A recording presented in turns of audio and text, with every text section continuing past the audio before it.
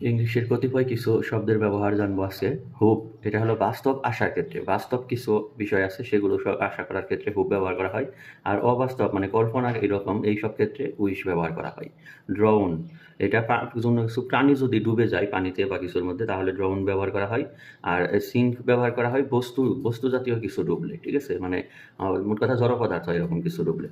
আর revenge এটা হলো নিজের প্রতি অন্যায় এর প্রতিশোধ নেওয়া। ধরুন যে কোনো অন্যায় করছেন আপনি নিজেই নিজের প্রতি কষ্ট দিলেন বা নিজেকে নিজে কষ্ট দিলেন, সেই ক্ষেত্রে এই রিভেঞ্জ ব্যবহার করা হয়। আর অ্যাভেঞ্জ ব্যবহার করা হয় অন্যের প্রতি অন্যায়ের প্রতিশোধ নেওয়া এই অর্থে।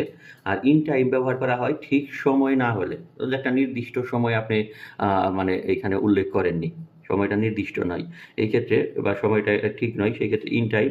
আর অন টাইম হলো ঠিক সময়ের ক্ষেত্রে, মানে একটা টাইম নির্দিষ্ট করে দিলেন যে এত মিনিটের মধ্যে, অন দ্য টাইম, ঠিক আছে?